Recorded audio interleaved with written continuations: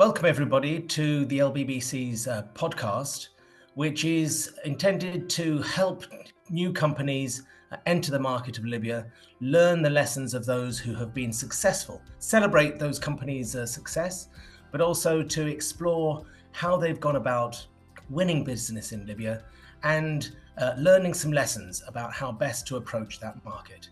And I'm delighted that in our first podcast, we have Victoria Taylor, Global Sales Director of UK Solar, who have had some significant achievements in Libya. And I will ask Victoria to start off by telling us what have been their main achievements in Libya so far. So Victoria, welcome, and I look forward to hearing your explanations. Thank you. Thank you, Peter, and welcome all.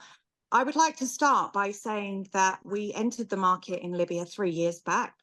And we entered on very much a trial phase where we shipped some of our products to our agent in Libya.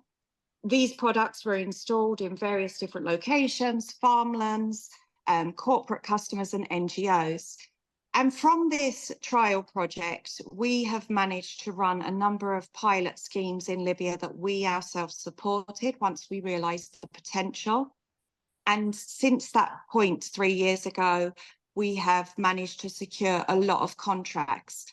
Now, what I like to attribute our success to is not only having a strong partner on the ground, but also the fact that Libya is extremely thirsty for new and innovative ideas.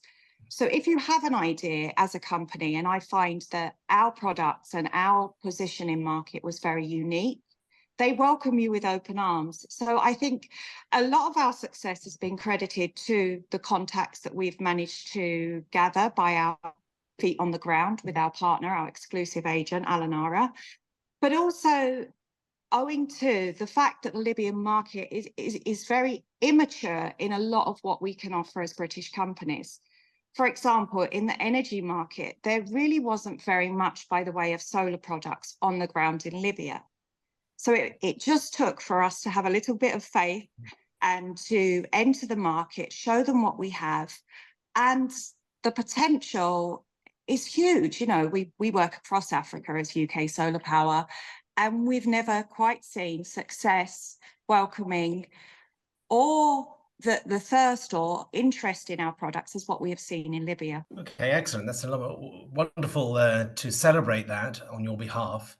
You say you work across other countries in Africa and you're global sales director. So what have you found has been different about Libya as opposed to some of the other markets that you're working in? I think that it's the interest and thirst for international involvement, international companies that take interest, international companies that are willing to show that they are dedicated to the Libyan market, companies that are willing to offer honesty, companies that are offering a product that is innovative. Now, a lot of African markets in which we work are already well established.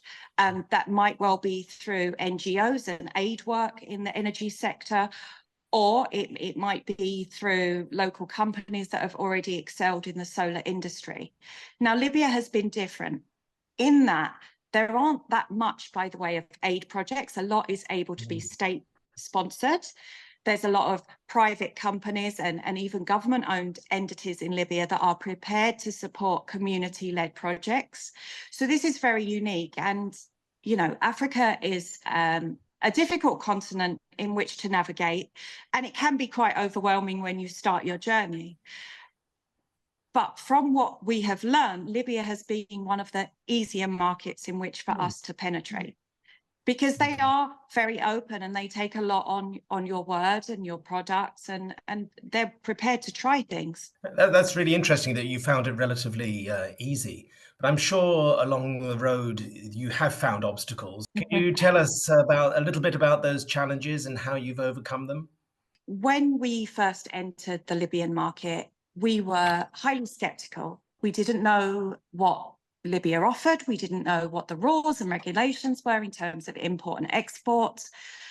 But I found that although we had all of these questions that were left unanswered, there was an absolute multitude of resources available through the British government that be the DIT, which has been renamed now, and of course yourselves that were there on hand to support us and navigate the issues that we faced.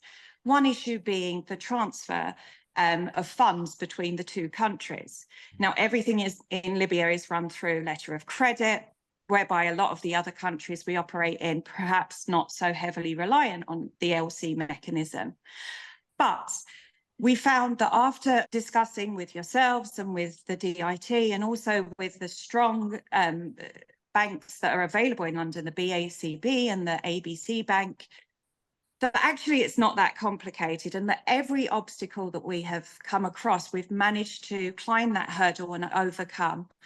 A lot of it is about education. A lot of it is about patience. There is you need to have patience to work in Libya, right? Because things can change. The rules are forever evolving for the better, of course, of doing international business. But that is one of the great things about working in an immature market. I wouldn't say it has been, you know, a negative of working with Libya.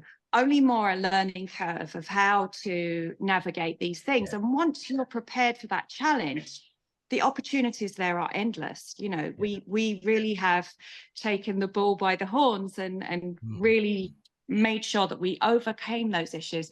One of the best ways of overcoming them is understanding, you know, how can we overcome these issues? It's not, oh my goodness, you know, Libya, let's not go there. By sitting down with the British organisations like yourself, it's very clear that there are ways to overcome these issues. It's often said that building relationships in Africa, in the Middle East, in Libya is one of the key elements in doing business. And so building trust and building relationships, how important has that been and how have you gone about it? Everything in Libya is done on the basis of trust, as those that work in the market will know. All of the officials that we've worked with, any type of contract that we have gained has done so from trust of previous projects, trust of the agent we have on the ground and his personal credentials. So an awful lot lies on your own credibility, those that you have supporting you on the ground, companies that can advocate on your behalf. So there's a lot of business that I always consider Libya to be, you know, of a pastime, something that we would have done perhaps 50 years ago in the UK. You know, everything is okay. If that's what you say, I take your word. You know, a lot of it is based on trust. And making sure that you always deliver on your promise is absolutely crucial in Libya.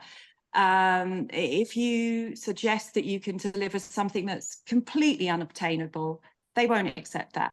I've learned over time, it's very much what you've said, when you've said, has to be done. And from that learning, we have managed to ensure that we've built key relationships really based on that trust. For those that are looking to enter Libya, take a risk, send a product, you know, get your product into the market. Word of mouth, again, you know, how the UK was once before, where everyone will share with their family, with their friends. You know, Libya, although a big country, has a small population. So a lot of people will circulate, they talk a lot, they know, you know, they know everybody around them. So just make sure that consistency is key. Make sure your product is brilliant. Make sure that it's in the market. Make sure that people are talking about it. And the rest, it does itself, you know, it can take care of. And did you have any issues in sort of navigating the regulatory environment and ecosystem in Libya? So, I mean, presumably you've had legal advice and you've had lawyers looking at what you've been doing, but has the regulatory environment been a problem for you? In short, no. A problem, no. I wouldn't consider it a problem, not at all, because although Libya it's a difficult country, it's tricky, you know, there's a lot of hurdles that you have to navigate and you have to learn about. But once you have the correct information and the right infrastructure and framework within your export journey, I found it quite simple. Now, I don't like to use the word simple loosely because, yes, it has been challenging, but there is a tremendous amount of support, particularly from the banks based in London that support the LCs coming from Libya. They will tell you exactly, the rules and regulations of exporting, what you need to ensure that you do in terms of marking your cargo, ensuring that it's meeting the local regulations, keeping on top of what's changing, because Libya is forever evolving. There's never a day that I can't keep up with something new. Something exciting, something changing, but perhaps new rules on FX, perhaps new rules in central bank. So these more so would be what I would consider to be the challenges. It's just being well informed. Okay. And so what's the future for UK Solar in Libya? What are your plans for growth or expansion or for further work? I think you can gather I'm very passionate about Libya because it has completely taken us by surprise as a business. The enthusiasm, the speed at which the market has the thirst for our products and other products as well. I'm excited about the future in Libya. I believe this is just the beginning. I have seen some exciting policies coming out, especially in our space, the renewable energy sector. There's a lot of policy involving the citizens of Libya and how they can better offer 24-hour access to power. Now, we've been involved in some really exciting projects, particularly in the south of Libya, which has forever been a challenge in terms of providing the adequate resources for the residents. So one of those has been to power entire villages by green energy. Now, for me, that's extremely innovative, and it's something fully supported by the government and funded. So these are the types of things that I look forward to rolling out across the south of Libya, and then hopefully taking that into the east as well. And there's a lot to be done, a lot. Yeah. It's under a huge stage of redevelopment, as we know. Right. And it's just exciting to be a part of the journey. Yes, and it's, as we often say in our webinars and so forth, economic reform is absolutely crucial to the future prosperity of the Libyan citizens. And I'm delighted that we can use this podcast to celebrate what you've already achieved. And we, of course, as Libya British Business Council, are there to help and support you in anything that you want to do in the future, as we are for all our members. So, Victoria, thank you so much for sharing your experience, sharing your wisdom on how to do business in Libya. And I hope that our members will find that really useful and helpful in their own journey in Libya. So thank you very much, Victoria. And I hope that our members find this useful, and we look forward to doing further podcasts on other sectors in a similar sort of vein in the next few weeks. Thank you very much. Thank you.